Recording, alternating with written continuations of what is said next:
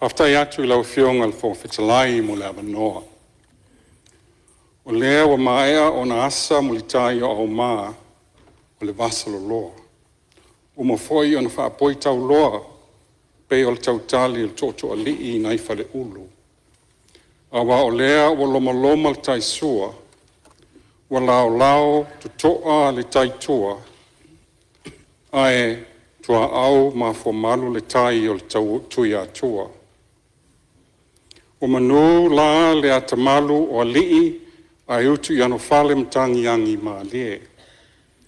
O sapo mau fo'i le vai tongi ai, na femoli ai o le samaitai, ina ua tātou tutui tau me sina, ai tepa i mātango fie i le anga le lei ma le alofa whaasoa o le tua.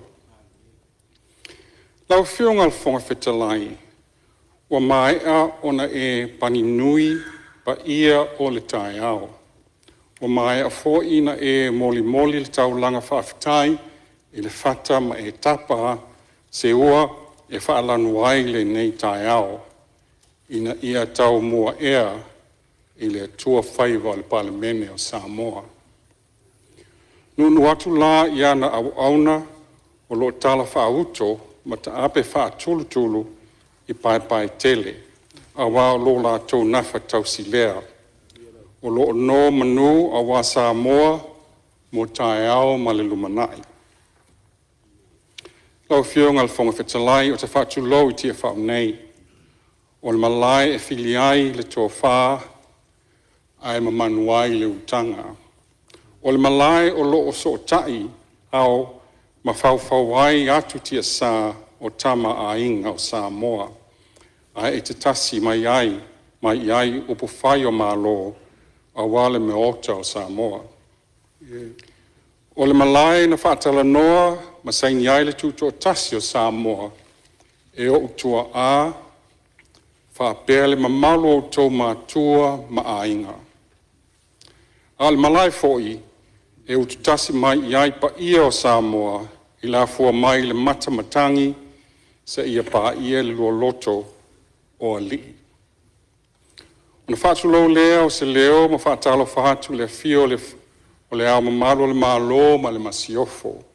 Whaatu lou atu foi i le fio o le sui o le fono atu sui tō fia ma tō masiofo. O le titalo ia whaatu po whatu lo o tō soifua i utu mai le langi la o tō wha. Fo i mai se leo i le mauta nei. Whaatu lo atu i lau fionga le whonga whetalai ma le sui whonga whetalai.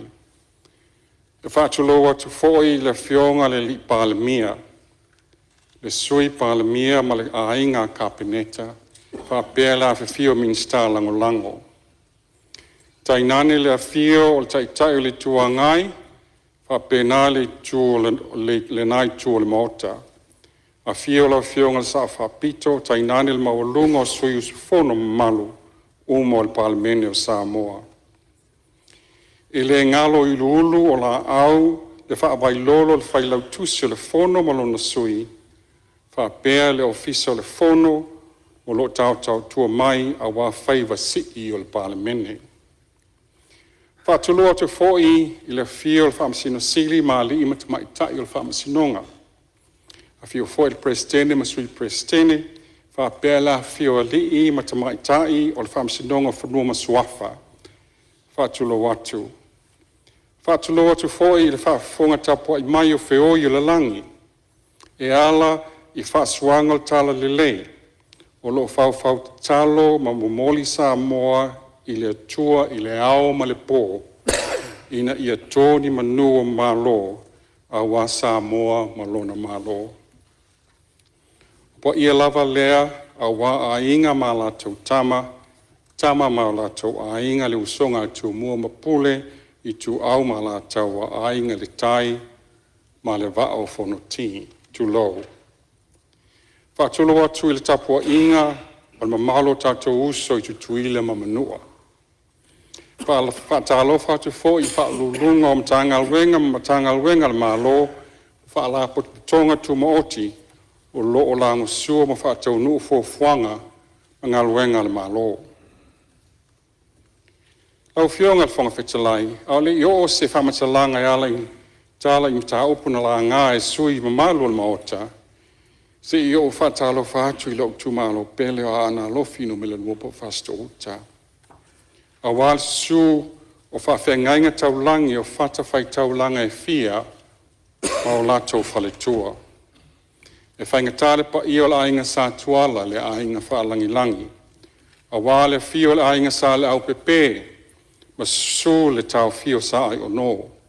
Su le maopu o na whanua, a fio to le forma le tapa au whaasasina, ma le ta uso. Ala le tai le tu ua ma le whale fitu, ma le nofo tu a inga i le whale o whasto. I le whaangaloina le langolango mai, a komiti o tina, whale tua matausi sa awao matamaitai, ma le maalosi o le nuu, i tau mawhainga la o tau whai pule. Ia whaolo whala maia la o tau tapua inga, ai se au le liu sei ma moli so tātou sao au wā le tala o le tupe wa ta oto le maota. Manuia la o tau tapua inga.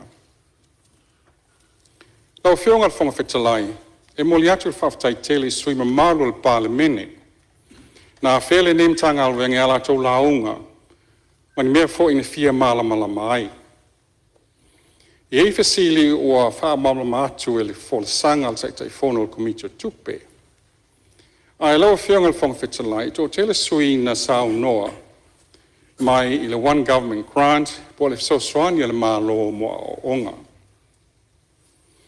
E whaamanatu atu o le OGG po le one government grant mo a onga e ka le sia, a onga tu ma oti, ma onga a mata, ma onga tu le taulanga peela pia primary, sa mo college, a vele college, vai maunga college, na mamoli sao atu lava lato OGG e pei o na masani ai. Na a onga lava le malo na whaamatu atu I whono whaawai, mo le whaa foina o le OGG. O whaia le malo le nei suinga tāua, ona ua tele le se leni wa le whaonga aina le lei. E sala komiti o a onga, e ei komiti sa le lei le whaonga aina o se leni. Ai pangalea, e foi komiti, na matua le whaamao ni lawa. Whaonga se tupe e pule a onga, ma komiti o a onga. O lo whaia pēr ngā luenga a le matanga luenga. Whaamalama le process. Whaamautu masaini a inga. Wala whaonga le lea soswani e whaonga iaita iala. Ai e whai pele audit o le OGG e le ofisa o le government audit. A le malo. E se mai lea ma le audit e whaatino mo ofisa o le whon whaavai. O lea mamoli atu ai le whaafitai I le Samo Audit Office. O lea wata pena le audit e whaataunu le tausanga le nei mo tausanga e amata mai lua afi lusfu lua. E mo I tele ngā luenga le ofisa e uti fo I le au whai ngā luenga a o lea watau mawhai mai o na tāua le siaki whaale lei o le whaonga aina tala whea ngai o le fsoswani le malo.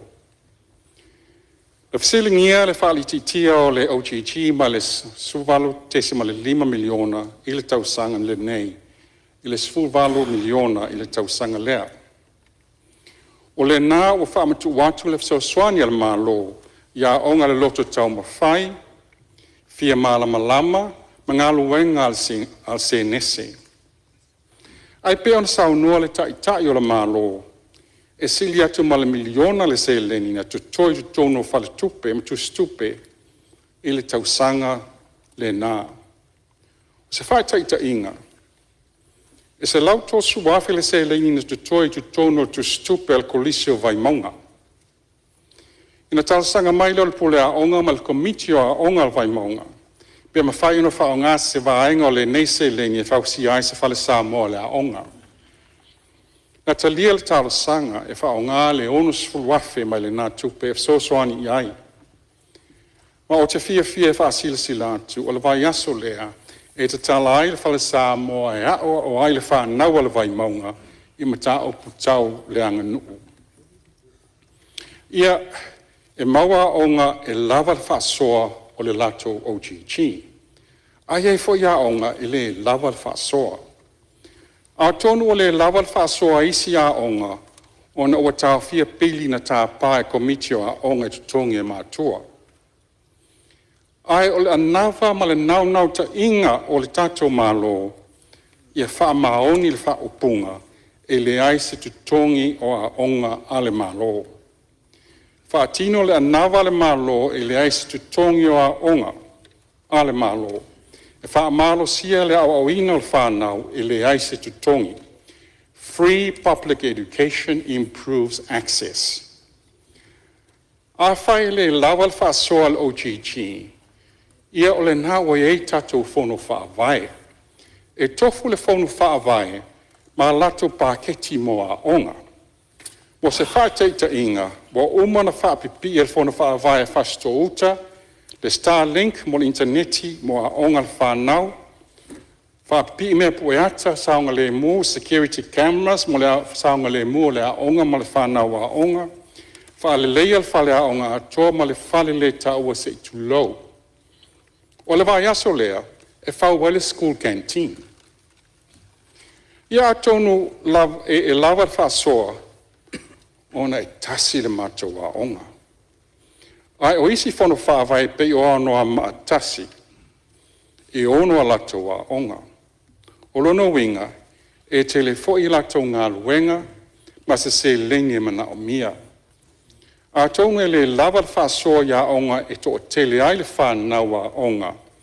Ai ma whai ona wha le tonu le whaasoa, pe a tele a onga ai la ititi le lola, po le whainu mera le whanau e a o ai, e pei o le ainga o le tai. O lea se fuafuanga le malo, pe a le lava le se lenia le OGG, ma e le lava fo i le whaasoa le fon whaavai. Lau fionga le fonga whetalai, e whaingo fina Tali le fisili lea. O le anga lua le matanga luenga o onga, ma le matanga luenga o tupe, e tala noa se isi fuafou ina ia pālengi le sosoani mo a onga, i le o lava le whaasoa. Ai le i le wha iunga le tausanga le nei, o mātou i loa, pe fia se lenia wha popo i OGG a le a onga, ma le a onga, a le eitu malo, a lea whono whaavai, ma lea whono whaavai. E sa uni ai tāpenanga mo le isi talo le tupe. O le ngā luenga e whaawau, e au ili, wha le leia, to e wā ili, to e wha le leia, e so tau awai, whono whaavai, matanga luenga le malo. Lau fionga le whonga whetalai, na sau noa nisi o sui mamalu, i le whaapea wa tau fia atu, e le malo komitio a onga. E le sao le whaupunga. O komitio a onga o loo tāti tia tu tonu al fon whaavai.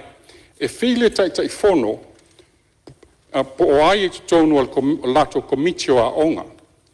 Ai te tau lava o na iai le pule a onga tai tasi. O komitio a onga e whaafoi mai tu tonu o fono whaavai. Ia, Maria Fenole, au fionga minstano, tu la mai fau la vea, falea tu tol, tu atu levono. E o lea na fisilingia, le mta upu lea, whaititia o le OTT, lima se la wafi. Lea wa mai whaitaita inga, tasi. E whasuru iwa hawhere tupele tutoi. E tasi whaitaita inga lea na o mai. E whaeste lea tupele lea usioki. E ale whaatupula ia lea whai o aonga, tamitia aonga. Lea rau le fisili atu. Mo faralo. Ia, tu la mai lau fionga mistafa o sa na? Lau fionga fon ftrai. Ia, si on sai mai lau fionga mistalo tu la mai fale atalua, fa ulavea? Ia, fa ftai lava molo o no. Ia, sa ta ua fo i nei tu malo tu langa le komiti. Wa onga.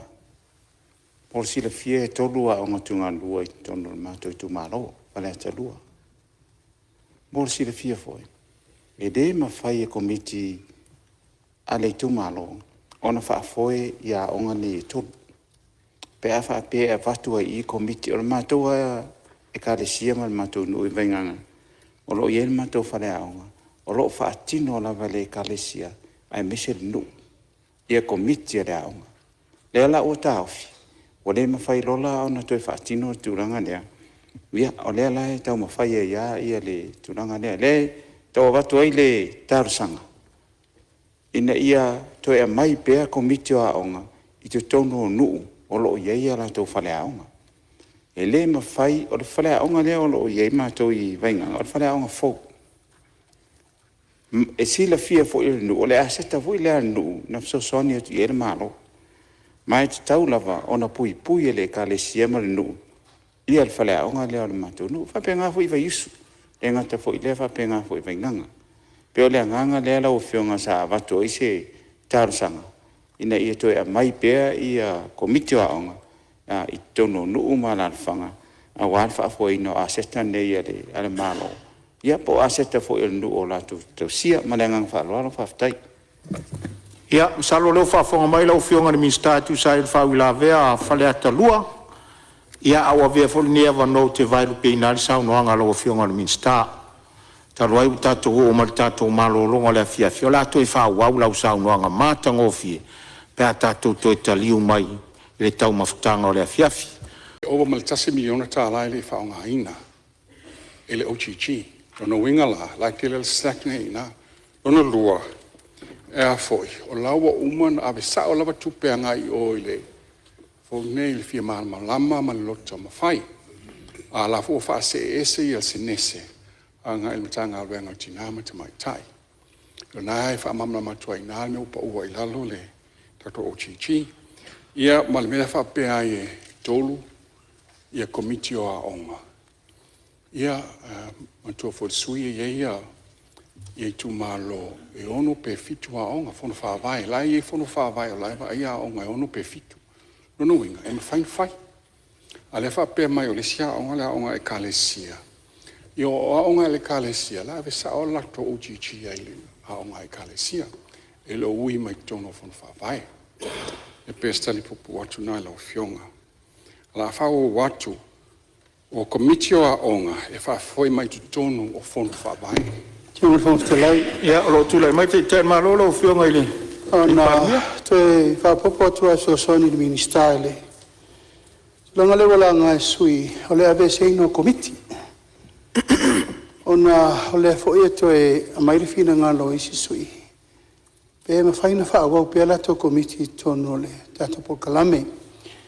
Ole me fi fa malama la fiong al fons tela ire fa ngo fir fa unga na fua uma tulanga ire fies fulta usanga lenta to mai ni lo ichichi ma fa fi tauli botato wo mai na fa ye lo fa unga le fai tu lo lava le ta u komiti a onga ele ta fa ta vaina ya pe ta fo ile fa fi tauli langa sa ye komiti sa le ai foi komiti sa le sa no sa ole fiong ele Minisita o lu mo fam sinonga ia le fa nga sei no tupe ele ngata fo i tu lo fo i le pa io pule a onga le uta tu lo fo le ta o komiti a onga o le me tup o no fo komiti ma fai additional costs ma fai le stala automati ai lo se fenga fa vai na le malo o le na batu mo le fa o nga fo i no fa na a le fenga la o le stala ese u ma o nga mala to le stala o le ai la se fu fa ta tau e fu iai wa tele tu lona e fa se a matua ona ese u mai tu malo ese o nga mala to fenga la ne u fai o fai le stala fa popo i lungo onga nona lua o ye le mele tu lo leva le upule o fai fa fanga o fai sa nga mea o fai mai si mea e le ta le fema ona fai lungo o fa na wala tunu ina umala mesa fetuna i matasi e lo le fina ngalo kapeneta o le a fai le tonu le o le atu le komiti o onga i to tonu o fon fa vai e te ula ia mala fon fa vai e tanga ta fa pitola vai alu va ia o onga fa o onga o mea uma fa le tonu a onga nei o ia e li poti mai fon fa vai ma tele normal pule a onga o ina e la tue lo le fono vai fatino le OTG le wa mai control tu I lalo o te fono male pule Aoga ia mal committee o fono vai le tonu le o le committee o fono vai committee na Aoga le tonu committee fono vai o fai tu langa le ina yo nga tu sai la me le ta mo fai atu pe na sa no atu le Minisita tele fa fitauli to tole tu pe over mal miliona tu pe le to tonu accounts umale SS tofu lava le Aoga ma le account o isi saini le committee o isi saini pula Aoga ma ese umai le authority o le fai ele mata upu te le lave a se fai ngale utang fai il tato mano tasir control o le fai pule por te fono committee o le fono vai ma le committee o fono vai ma le pule Aoga o la toula na talano ile awala fo ia umma fa fitauli o me lo tupu tonu le Aoga Pena vai atu le OTT, e me mo le maintenance, e me mo le cash power, me mo le vai, e me mo le fare leia, apia Aoga, pepa mea uma o le kava I la lole. A me malesi tu na te lea I alsuinga, o le mene le whapasene ina. O le whapasene ina o le Aoga, o le vai ngā tupe, ma le vai ngā tupe, o le teimini, wata tala, tu tala loa, ia pasene o whea lava mana o mia, ele fso ni e whaonga, le mea le I whaongai. O whaonga? A pe fa marulu atu I sui langa ni sabe ua fuol ma vele fu initial committee sale le. Alfa moe ia tasi le control e ma fai ai ona fai tu langa e fa alu ta tau tope e ma fa alu tu langa mana o mia. Mai to tonu Aoga ma committee umai nei le le Aoga fa la fa te ingoa. Na va tu tu se ula la ta puni la wa. Wa I fa le tonu la bala wa. Ale wa tolu tau sanga le lopo fe o le tu pesa committee o Aoga temina. Ai no to liu mai fa nga lata se laua fe la fono va vai. Va tu roto e fa le leo mai le Aoga na leina ma fona tala. O ta ua pe tu ia langa le o manta to tala no. Fu fanga le malo mo le lumanai. O le mata I tu tato sister. Po o tala fe nga I fai no me le lava le su valu bima se la wafe su valu miliona lima se la wafe. Mo le temine nei. Le la fa solo ia inga mtanga lunga po fe la va nga ia ena I lo le focus pe ta tu ilunga pe tu ila lo nga le so swani me fono fa vai mo fa tu pe no isi me mo o fa ma manga na male o so na telefone di Minisita Malo fa time salo manino le vai nga le sa no te malo tu le va no lo fianga di Minisita fa wa lo sa no La fonga lawa fianga fonga fetsalai o le lava whai Aoga toi la ngai nisi o sui. Ia o sem tā upo e whai pēr, ma o loo whata ua le mtanga luenga. Ia ele o se whawhitau le na o Samoa, pena tupu ana nafi. A tātou tangi atu I la fionga ia tui sinave maulu mto tua laksen. E so swani mai, ia le la fui su e nian whai Aoga e lua whetol se laula sioti ai. O tātou, o lea I aia wano whai Aoga vacancies e se lau iwa sulima. Se lau lo so tolu moa Aoga tūlanga lua, a e fitsu lua moa Aoga maulunga. O le tele wa Aoga, o lo fso soani atu I ai whai Aoga fso soani po teacher aids. E se lau onu se fulu tatu teacher aids, o lo fso soani tonua Aoga, soani I Aoga mwhai Aoga. Ia Aoga tūlanga lua le malo. Mai tā ua lato ngā luenga so swani whai Aoga. To o telo I lato o tina o whanau le Aoga. O fofanga mtanga luenga o teacher aids nei, o la whili ma o wa iatu li mestea o ao Samoa, I le masina fau e whai lato Aoga po lato training, ma wai lato micro-credentials, ma lato certificates. O le training e whātautaia mō vai aso pe se ono I se fululua vai aso, na toita liu mai lea e whai Aoga e lato Aoga. Ona ua maua lato whai longa, na watu lo leo lato swafa ia I le pisa si, e matai longa tutongi lato o whai Aoga fau. O nisi o lato e mawhai una toi fo iatu e Aoga mo lato bachelors. Se whataita inga e se fulu iwa teacher aids, lo whaonga ina e Aoga a iwa I sa la whai. e to o lua teacher aids o lo wha so soani mato whai Aoga I whasi to uta. O mai a fo iona whaatala noa salary framework mo te tongi o pule Aoga ma whai Aoga ma le pisasi ma le matanga luenga o Aoga. Ma whai ona si itia o ma whai ona si itia te tongi o asiasi Aoga ma nisi o pule Aoga. Ai o lo la wha solo ma wha au si itia o te tongi amata e amata atu le tau sanga lea. O whai Aoga uma I lunga atu o le 5 tausanga o le soifuanga o lo o talo sanga ina e wha au le au nanga se vanga na o le maua le soifua malolo ina. E lua se lau iwa se fulu leo whai Aoga I lunga atu ma le 5 o lato tausanga.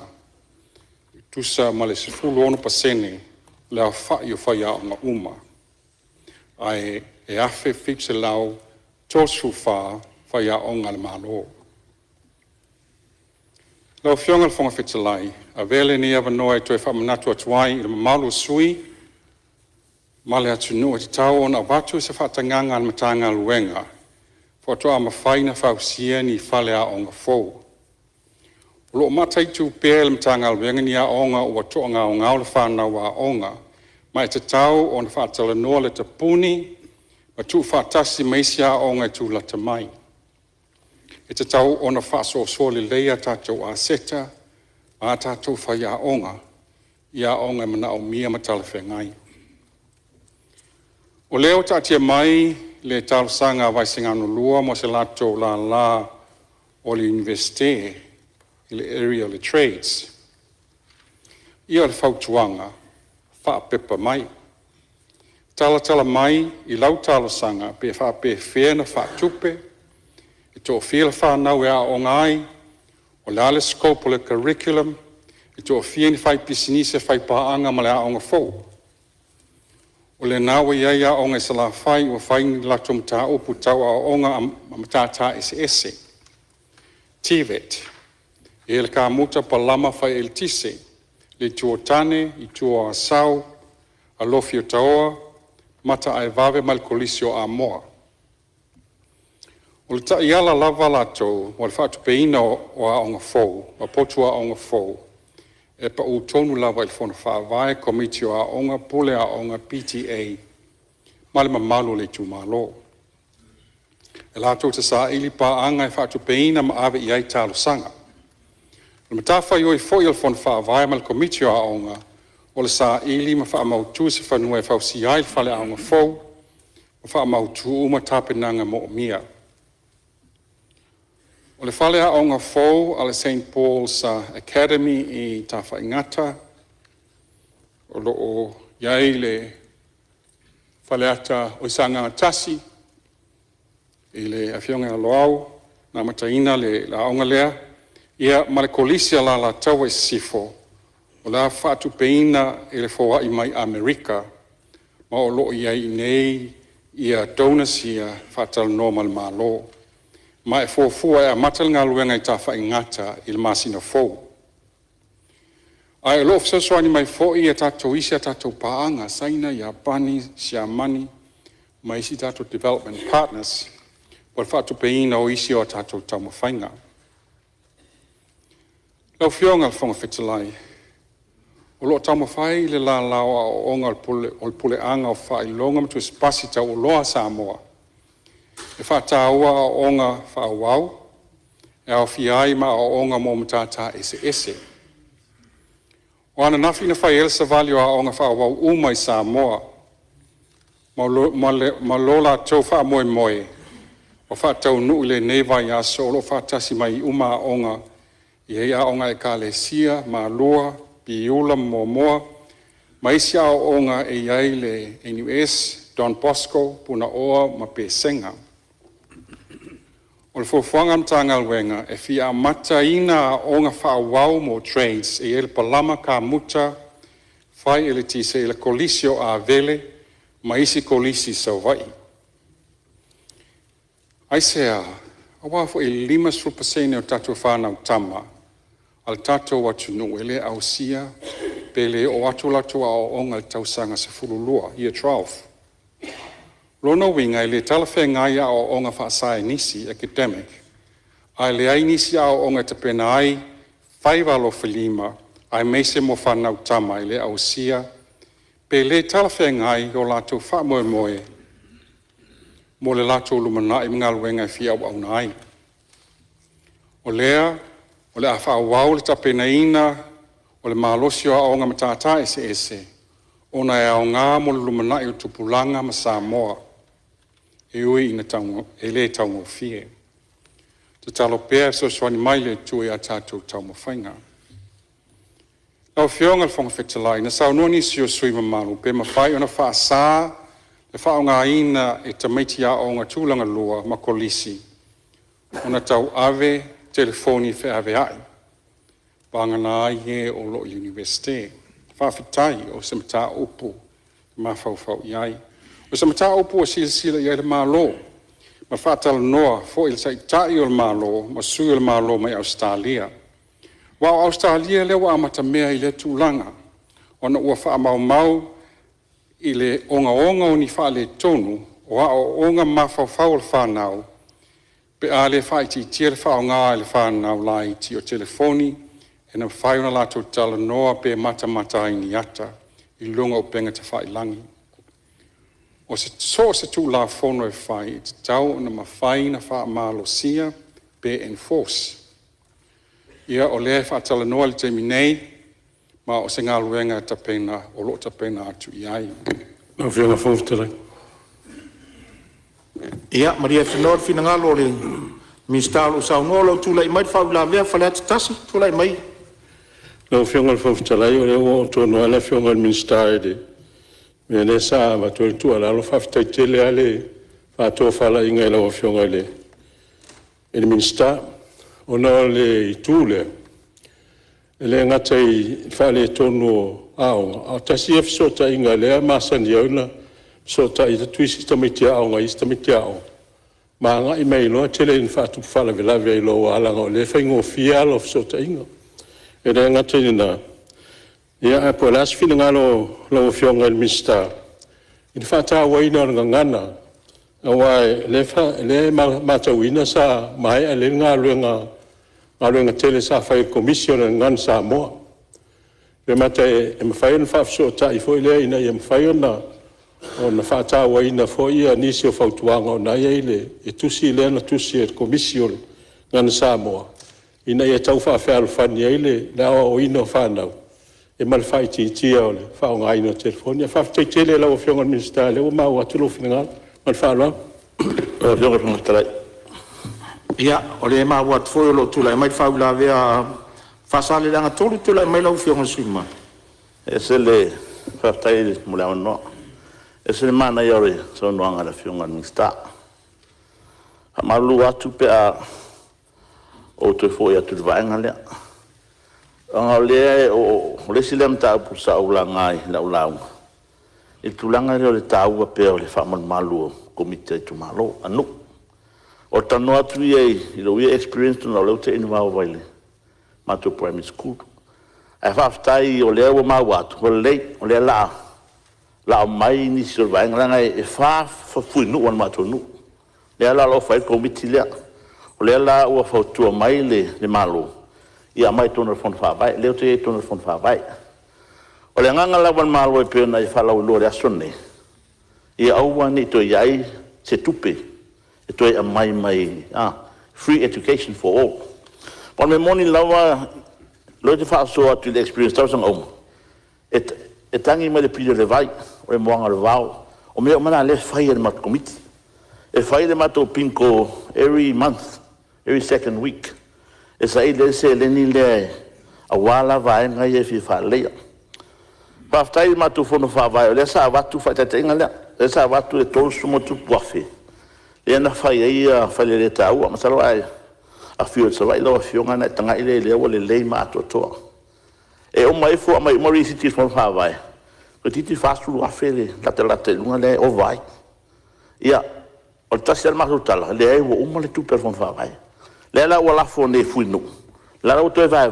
ngana ta ya feta la fuinu so swani mai ai o salo vai ngai le tu tau tapatapa tu ai ala o fionga ina ia va ai pe fa mai na pe o komiti ya le na e si le na wa le fa mai a va pe ini me to mana mi atu na mai le to no o la fiong ina ia fa po pe ina ia to va ai pa che wa nai e fori na mai le o fa ngata tu tupi wa memonia e tau sanga uma pe la tupi na to sanga nei uma le me a onga maturanga na a mai le o kar fa ya onga va tu SSP va tu pia me a onga uma le ya tupi na a le se tupe pile le vai o mo ngale vau o mela na le tua ia tupe yesu e matou a wal le amai lungole ia ri siti mar patit ya wal va ia tau fo ata sanga nei e pia le nganga na le tau na wa tia por fa mal malunga nu running school la onga tua le tono le nu ai mai foi la wa le po nu ma suita mai tai nu o le te ma ya mai pe mana to ina yo ia e ma tinga lu e to tono fon fa vai a wale mo le lang la van ngal ngale tu fenga malo ai mase tulanga ya ovani ya ngo fu pe fana ai fa tai mana ya te la fu sang tulanga o ya ya le fu fanga ro mama wa ele te tai fa ti ti taua o le ya o ina o fana wa samo a walu na iwa e o mai fu fa le nei fa pe na ona taua la tu sa fa tai lo fi Salo mo mai ya o le mai tawa tu tu le mai te malo lo fi on de li pa le finanga lo sui ala watu sia o fata ta inga el matou fa tu a tonu a nga ni mele sa no mel sui wa mel paketi ale fono fa vai na tol sfur ai o manila nga vengo fa sfur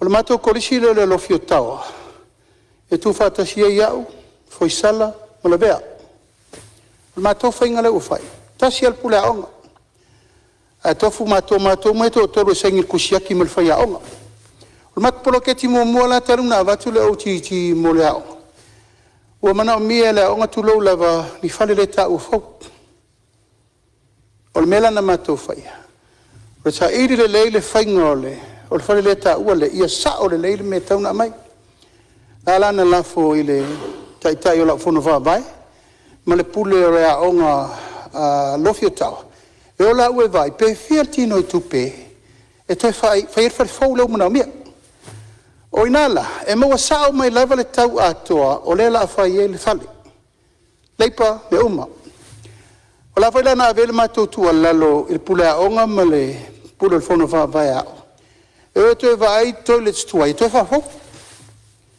awana mai maua le talaina i lalo toilets tuai e te fa le lei a wale o ato matou ma mea ai fai le toilet fo la mana o mia ele il fale a onga il pule a onga fo o la so ni atu la awana ia vele upu fo ele na vatu atongi tol tupe paulo so ni motau a se matou me la ufai vai le leile pule a onga a vi fo le kamuta fai le oka ia uma fier tau fai ia uma o inala ele to ia la tu langa le to sa tupe le ona wole level paketi na vatu ele tu malo pe se le so ni atu tu langa fa fengo fier level menel tu mai tono control ina ia sao le paketi ma sao fo me va ngai tu pe le tu inatu taua tele le saunoanga le fa pe wale lava tupe o le liu nei le tau fa le Minisita man tangalung o la tu langa o tata o chichi tala tupe sau ma le tau sang fo pe lunga pe lalo ia matu fa fe ngai fo i fono fa vai o le al paketi le fono fa vai mo ao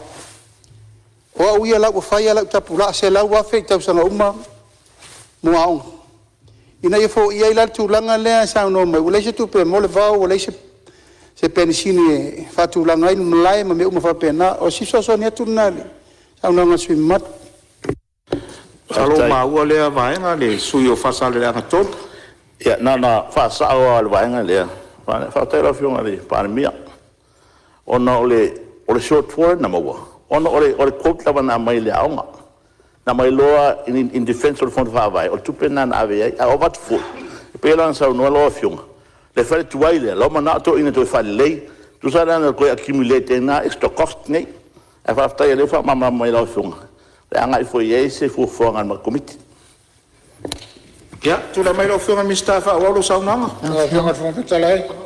o ia maria fenoa al Minisita o lo e fa u la vea sa ngatas tu la mai lo funga li Ya, le ko senga ngai fa na level temita o le fianga le Minisita. Ya, wa fo la pitola au. Ang long foi mal choa e saunoanga ma aunga ile e tatou aoga ina faapena na matagofia faapena foi tagaga lau feoga le Minisita taua foi loo igoa ia e tasai ma le aoga le ita le St. Paul's Academy ia e saolelei oe e masalo loo vaitaimina faapena na amatai oi o lea ia leu faalogologo atu ma le toto'o faafetai te faafo le tauala na fo'i pae'iga uma vai atu ia sa tatia i paga fo'i ina e faapena na faatala taunuina ia mafausia lelei ia lea foi faleaʻoga e aga'i ai ia le pitonu utele ua faapena na fausia ia ma le lolofi atu o le tatou atunuu ua faapena na aumau ai i ele le sa e tae tafaigata ma falelauniu tāua tele le faleaʻoga fou lea ua e faafetai lau fioga o lea ua maitau atu ia atonu o lenā ua apena ua toititi ona amata lea ui o lea o le faapopo lava e tusai foi ma le saunoaga le fioga le lipalimia faamalulu atu e lo fioga le fomafetalai o se mea ina ia malamalama atili manu le faafogaga a le tatou atunuu inei mea o komiti o faleaʻoga ia afia e foʻi ia le matou foʻi aʻoga matou aʻoga e so'o le aʻoga preschool ma le aʻoga tulagalua e fai faatasi ala e tasi le fanua o loo faapena ona faatino mai ia tulaga ia ou te aua ia ua o le PTA ia o latou ia o loo faapena ona latou faafoea le aʻoga le taimi lenei o teachers assistants ia tasi lea vaega o loo faapena ona faaalu ai tupe o loo faapena ona o le lesitala e lua sutala le lesitala a le tamaitiiti i le kuata lona uiga e valu sutala e le tausaga ato e le lesitala o le mea lava na sasau ai mai le paeaʻiga lena mavae atu o faiga faavaesai ai e le mafai ona faaogā se tupe a le OTT ia po tupe a le fona faavae ia faatino ai la ia vaega e pe ona taua foʻi nisi sui o faipule ia o le moaina o le vao o le faamaina o le lotoā ia e sese faleaʻoga o le matou faleaʻoga ia e tele le lotoā vane le e le malu nei ia e lē moa ai se tupe a le titi ui o lea o te faafetai o lea ua manino matalevai o le a lē toe totogia se lesitala po le a le taʻuga po le school fund building fund o la leai atoa se mea i le paeaʻiga lenei e oe pe a faapea e pasia le tala o le tupe ia ona malōlō lea lou matua e le toe faia lava se saoga mea pe fai nisoega tupe a le a tatia tonu ā i le fono faavae ia e maise ai le OTT o lo faapena ona galuaina e le matagaluega aʻoga mea le mo le toe le aga faafetai le fioga le Minisita taoala te foi le saunoaga le fioga le lipalemia ina ia menino matalevai aua nei tuaʻina po atuaʻiga le komiti ia faalogo mai foi le komiti ma le PTA sai ai tou te le toi ai le komiti o lea o le alafo i o i le fono faavae se sui o le fono faavae ia faapena ona galue faatasi ma le pulaʻu ia malagaga faaloalo malo faafetai ia tuatu lava no e faaualu saunoaga lo fioga le Minisita fioga le fagafetalai ia ona saʻi mai lava lo fioga le Minisita o lou faatulaʻi mai le sui o falealupo tai lava ma lava noa fio o se manatu ona sa o foʻi ai se tuʻalalo lenei usuga fono faafetai lava lo fioga le Minisita le taʻua le mea o le taupu le faaitiitia o le faaogāina e tamaiti o le po le access a tamaiti le social media faafetai lava e no le tuʻalalo faamolemole faafetai na foʻua uma na e saunoa faapea o le a faia ni consultation na faia ni fuafuaga i ai tuʻalalo a tonu pe aua neʻi outright band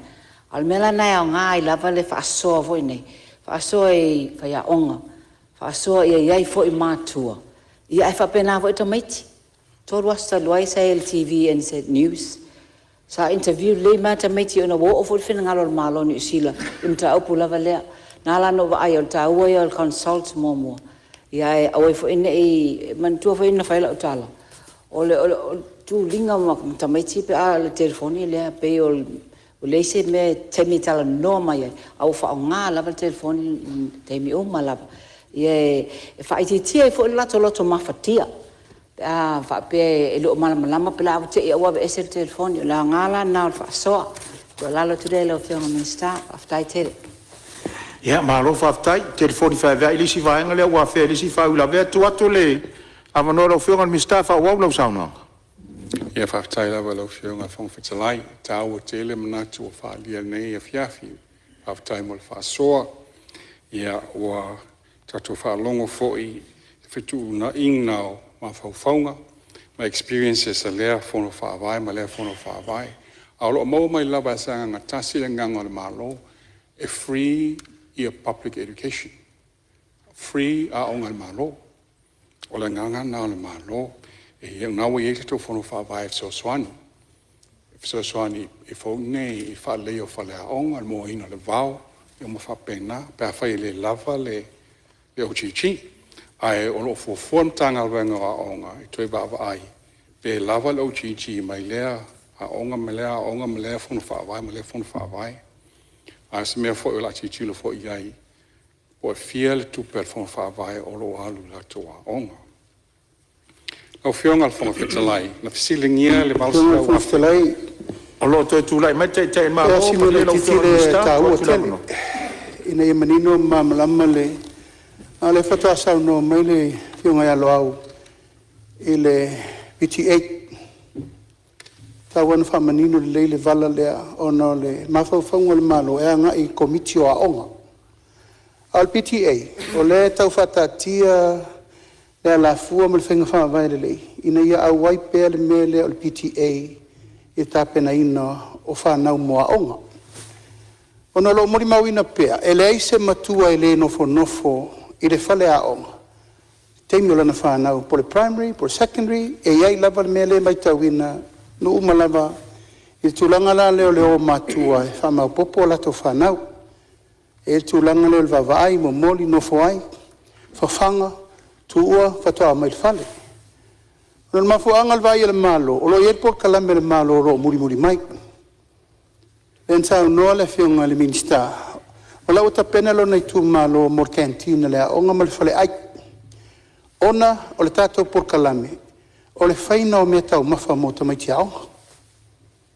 O le PTA la, o le talitonunga le malo, e leini si tangata siri atu na la lango le mele nei. O leo mai o mātua e sosoani tapenanga o mea tau mawha Aoga. E la ena tau fiofi e labar tūlanga lea. I mātua uma, o na iei le por kalame o lea, e wha moe le tau sang fau. Ia u whau le whale le mena o le tātou nutrition program. Ia ma le school food program. O le si tū taua, o mātua, o leo a wha au whale I erpo kalame me Aoga. O le mai o mātua nei, e o atu tu lou lava e vai la tō whanau la so ato. O tō ewe le Aoga. E lai mawai whai Aoga fsosoni. O no mātua, lai o atu tu lou lava le la tō nofo la so ato ai o le whale Aoga. A lai ava noa I manisio I la tō o iele tō mai ma whai Aoga fsosoni mo Aoga. Ai wo manatu e tā ua le PTA, langa la fo I mātou te ave pele tu o lalo I mātua. O lau tau tiu te. O le tō o mai pe ia, vai au tō whanau. Am salo e mulmuli atu le tau sang fau. E nā mai rolo por kalame alo ia la. E fau sia umai e tātou whale tau mafa, whale ai. Ia ma tapena e lor tātou te tasi foi o manu lau tiin tapena. E tapena me aiso I fua malolo ina mo tamaiti. Ia whai tete tātou le mele utupu ni le NPC. Toto mawalunga, ma le mau mai ese, o tupu ai le tele o ngase matalusanga ni se toi whapopo, ngofo makoko. Taun tātou lio I le mua o le system, nutrition system a tātou whana. Tau lon tātou tua tiro lea, koko esi, sua whai, vai salo. Me ai sa moa sa, leini me ai, sa leini wha mai mo wai. Ia ato ai le ma tātou, whai, tulango mango, maesi ma me umwa pena. Tā pena I fuafuanga na ai te whata ua le tūlanga o PTA a o ngatai tasi. Salo lewa whaafonga mai u whaalau I tele atu te tai o malo, e nisi fo I vaenga sao fia I whau I la vea, I tūlanga on tau sao noa. Ia I tūlai mai lau whionga ni Minister, whau lau sao noa? Whaftai lau whonga, lau whionga whonga whitalai.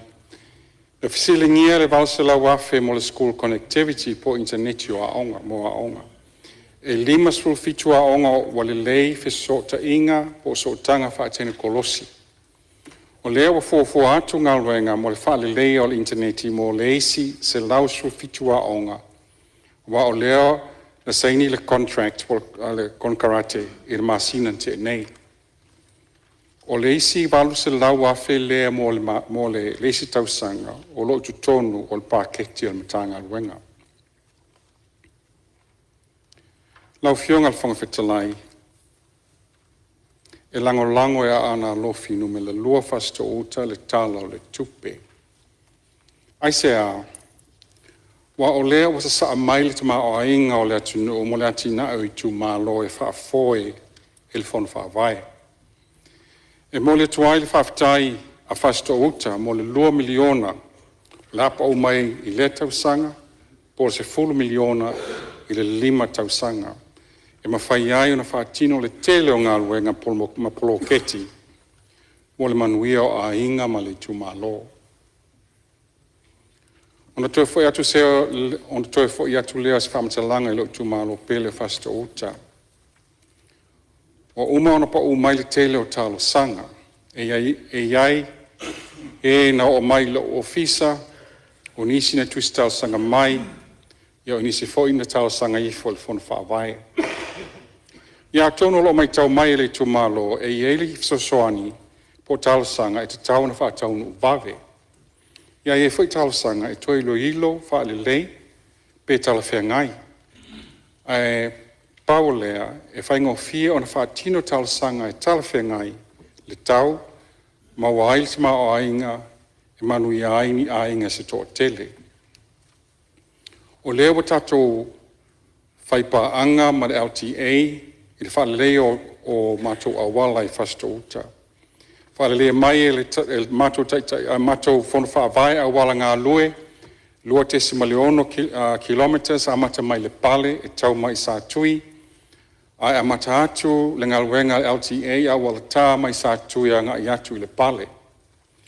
Le whainga le nā o a tātou awala po mātou awala, ngā lue whaatasi mai le LTA, lo iai le poto māsaini le whausio awala. Uma awala sa tui liwi fo i awala i avano, mata ili ili, mai mole tuai le whaftai tele il pūlenga o awala al malo. Mai mole tufo il whaftai le minstau ili ele mafua ngā whanua. Mo le fina ngalo ma la malama i tu ina mai le 5 eka mai whanua le malo o lo i le pale. Whaati noai polo ketia le tu malo.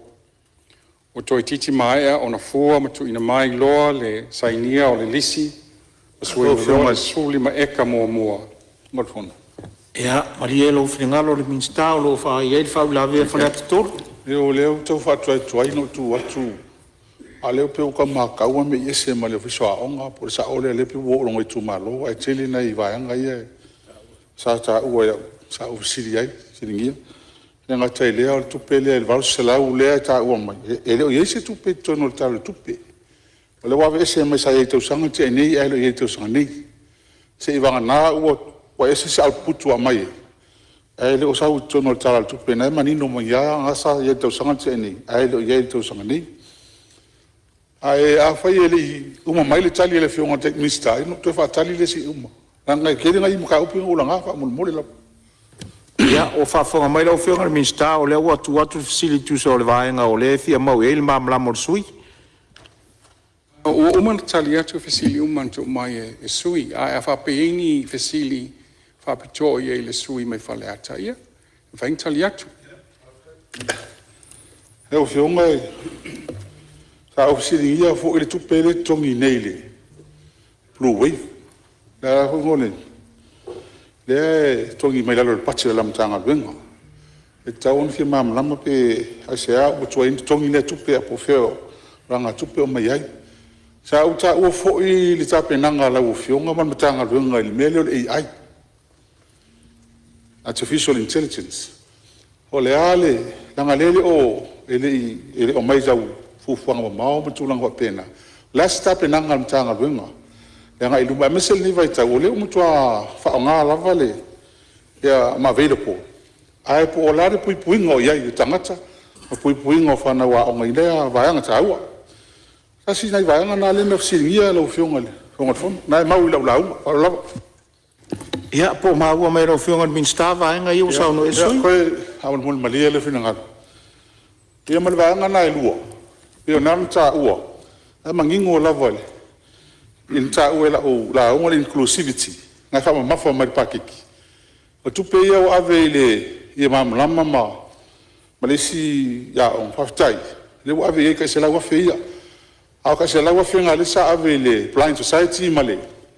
Mal sign language. Il patet kalwai. Ona winga la vai. Na fa nga ma lu se la wa fe na via le le se tupe I mo blind society male. Ma na sign language.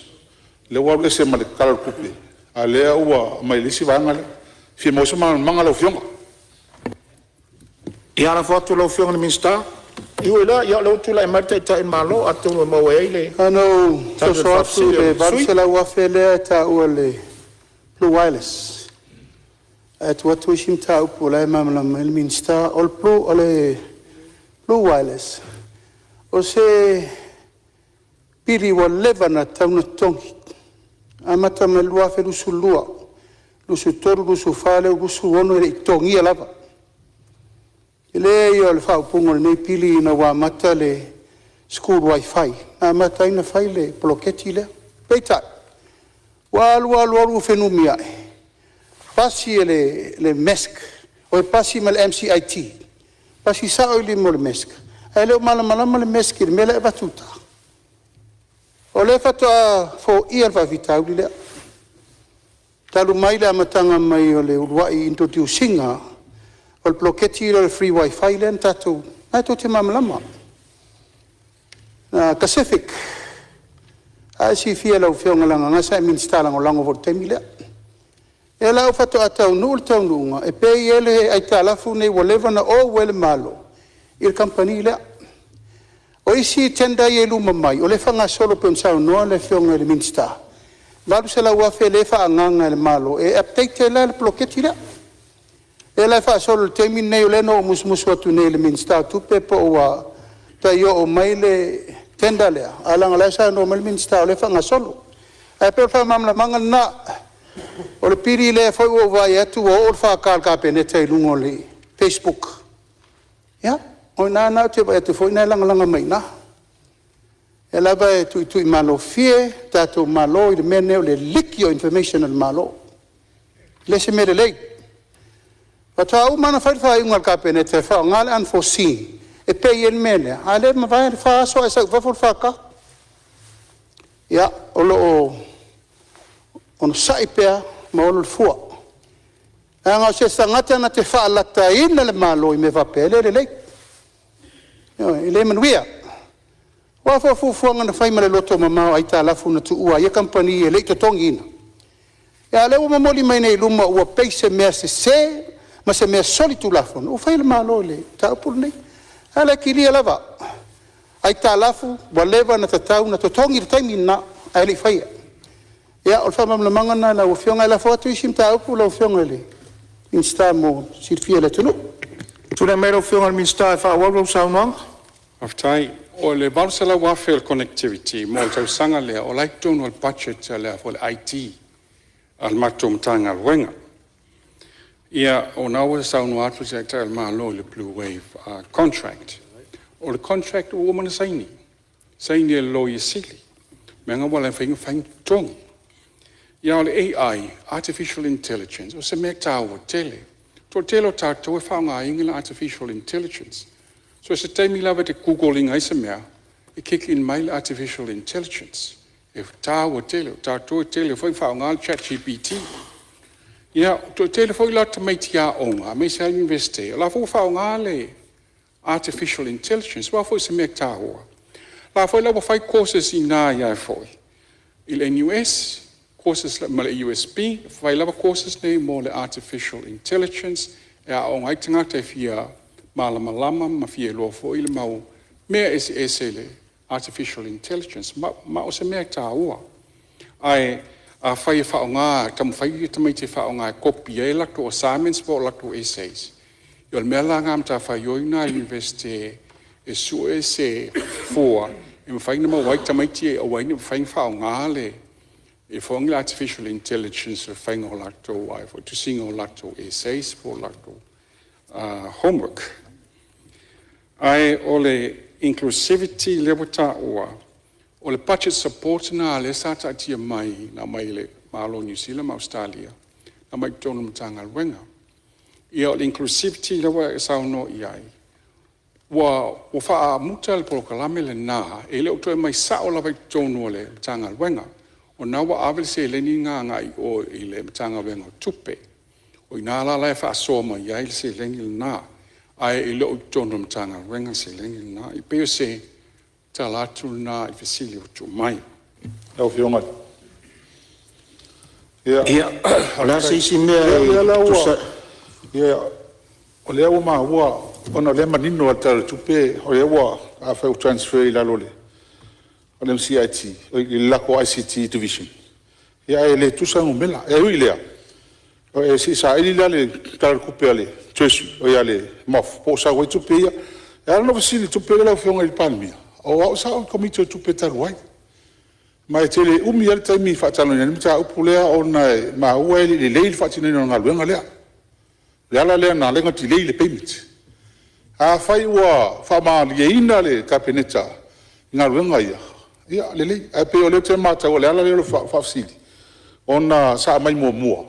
Ma fuanga sa afsili ngia kore kinko miti taluai. Pe ese ame o le tongi ai. A talana na o mai. Le leil whaatino na ngā luenga mai li yola le telo masini.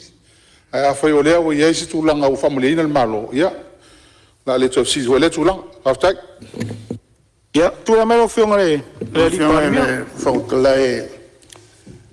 Se on sai mai o whionga teitai lo tua ngai, se tu atu lewa ngoi le teitai le malo lo tūlai mai, tu atu lewa ngoi lo whionga. E loe, a tala nei le tala whaasoro pito le bloketi nei. Le whele ia. Aisea, o le bloketi le nei. Fatu tonu el teimi o tato fi na unga fapo kiki. E umila le teimi o famtala. E anga le teimi na ave lunga sake lite nei nungo fale aonga. Na mo sake lite le patamea. O inana fa solo ai le foa i le ala kampani le mai sosani mo tato. Al mena tupu. Ea? E umana fa pipi e te latu fa te nunga ave lalo. Tala mai na ave lungo falo fai feau. A tiri ai lava le tilei. Ia toi otwis, wa batu nei isi services foi. E na atura leo service nga ka kipi uma meo le. O services le nga fai le. Kako sa kerike re. O le umi o le fasolonga ono fina unga na fai. An toi tu lai me lo fai nga malo. O mai lo toi va iri le. E le fea. Ele fea le mea leo le fai o le auaunanga. Ai fai per tua inga lea. Ele ola mea. O le oatu ale si foi tu lau lava le tau ua le tiri sael me le prusikai. E o tu fai la tau push le la tau sabes. Wako la ko raudas no me fa ola e kipi me lea. O ina la le na iei le toa le wa omi tele na fa solo le finunga lea. Ai a matoni na vatua ma fatu langa le service lea ua tatau o na totongi le pili le company lea. Le lau fatino. Ia na vese lo le matato api mal fina so. Ai fa solo le tenda fou le vadu se la wafe. E lo po ai le wo piki. Na fa solo lo le moluma nai. E fa pipi mo ia lo me ia na fa solo le tato wifi mo mo aonga. Ia fa mam le mangale la ufionga le fon tarai mal fa fonga salo le o le vaenga le suyo fale te todo on sai ma lava la ufionga teitai le tu ngai salo le vaenga le ia o le wa mawatu ia no fo. O se payment mo le company sa fai le service ai le tong ia mon tausanga ia pe tolu pe fa longo atu so le ala o fatu at tong il ai tala fo le malo anga il company le a le vaenga le ta ua se le ni le ia masalo sisi tentai sisi service provider fo ai pe o le mau atu le no fo le vaenga le atu ngalo e lu finangalo ia masalo fo le ele na tia fo la o fionga sa ia il comité tu pe le fo sa fesilingia e tu sa lau sa no pe ai se o le tongi e la o se mai malo mo ti lo i fenga fa vai o tong il company la la sa fa il service a le ma o atu tu pe fo le tono paquete le te silingia o le se il IT po le alvaenga le ale officer o masalo la o se si company fo e tenta mai e fa o winga si service provider il tu langa le ia masalo manino le fa manga le fionga te malo le fionga le sui manu fa le atu ia o whionga teitai o le i tua ngai pe isa mea na fisa o noai. O whionga fong talai Ale mtaupu nei sa talanoina Aoga i ese mai le tofi pale mia. Pe al campanile sa langa mai atia. A fo sa no foi tala foi miliona tala il regulator. Lima sala wafe o lo no foi tala foi il Computer Services Limited. Sala maila e atau ma o fautuaina ia le pulesai ai. E tau ona tapa il campanile a wan nofu masui le ngoa. On femele e atau masui le ngoa. A tangata la vetas. A faila tulanga lea. E le le mele o vai atu iai. O le nofu ai tala ful miliona tala a lima sala wafe a le lato e vatu ia i le tato malo i le tupe tong iai au tangata ia a le otu whafusili atuai po se mea te tau le mea o fai Ia, malo whaftai a tono le na maua mai whamamanga teitai o maro. Se te tuatuala lewa no teitai ma. Whaftai o te loa i ei tu taua hae peo no whai atu e aru le pōr nei o whamamalaman tau pune nei lima ono tausanga o tu ua lai talafu lea. Ia, o te manu fo ilanga ele ma whaina tu lai mari company e tali la fonga i o whain mota. A elo te tenunga, mari lia sui, ta tia mori teimiri nei. Leu wha ngā soro ngā luenga le malo. Le whain tātou tu turi a pūre, fia, ono tausanga taruai. Le whato atu tongi tupi. Nā mai fo ele fse, e lopu sao nā mai le whautuanga le mataupu na le cheswi. O le fina ngalo le kapeneta. Ola tau e tio ma le company le pa whape o yengi eita alafu tu ue me whape na whaman malama e ta tau na mari lia whatasi o le eita alafu le lei ai le anga whtanga to le malo ki pi il kuperi ma se la wafe ala ele o mari lia company me sa o kaunga ye ya na manatu le lau fiong al fongta le whaman malama na let's be fair o lau o man te tongi le tato varu se lau mon tupu wafe le na o wale malo ave iai o la iai inga whaltu la fono ya o ai pe whape o iai se tupe o wat company le malo o falo Ia, o le ua mau atu malama le leia a whai o eni vaenga whapena o wat company a le ua vatu tupe i o lato a o lato seto ma isi vaenga ie o wai le whai ngō fie ma le malama o le tūlea a o se leni le ta ua mai lenta ua mai whaleata toro salo i le la su eisi company ma tu atu ia o kou le tenta sport Fai ai sisi service provider wa tato wa onga mawainga whapena, tu lai mea lau whionga ni Minisita wha wau lau saunoanga. Te wha popo atua lau whionga whonga whitalai. O le balsa le wafe lea mo tau sangal nei. Lau omana saini contracts ma le Digicel ma le Vodafone. E te le vai wha being o Starlink. Mo le valsa fulu wa onga le i tong le contracts la lea. A e se la le se leni le wa sau foi ala la sau tong IT el mako matanga wenga fa tino e foi la nga wenga to fa pio isi Starlink mo isi a onga ia fa mangal na ai yeni se fesili mo le la matanga wenga a onga ia temi nei ala o liwa tu loi lo tu malo o fasto uta mai momolia 12 fa taitele ele a whionga al Minisita o ai ele fua ngā whanua, o le lima su eka o tatia mai, mo ngā wenga al whon whawai, o la tina e ina o le tūmalo. Ia a tonu o atu le masina le o mata na sua le suli ma eka le luma, whatau nua in fufuanga le tūmalo e whai malai ta alo, shopping center ma matu whatoanga. Ai le tau wholatu uma i nei, le palemene tau sanga uma le tūmalo, o le telo tal sanga e whaatino le whono whaavai, pēr tala whengai. E pe iei se ala savali, footpath, a matatu i mata ili anga i sa tui. Ngā luenga nai ma whaina whaatino le whono whaavai, e tau lea mai e nei. Ai, o tal sanga i ni tali ngalu, i e whaita tu tusi tal sanga le matanga luenga o puna oa, mwha natura, si o manga, a lango atu i le whono whaavai, o le nā whatoa uma o na whaitali ngalu i tua le hole e whakasa. E mo i wa whatau nule a nā a le whaipule mo le tātou medical clinic I whasto uta. Le nawa iai tae au asto nai uma. A le mo onga o ana lofi numela lua. E toi te tala se health center I le mea lo iai le whalemai le muenga. Awa, awal toi te tala ina le whalemai, ona ua condemn po ua tau salaina le whaonga ina o le whanua na ia ina. Ai te tala na o le pito I luma e whai ai le health center.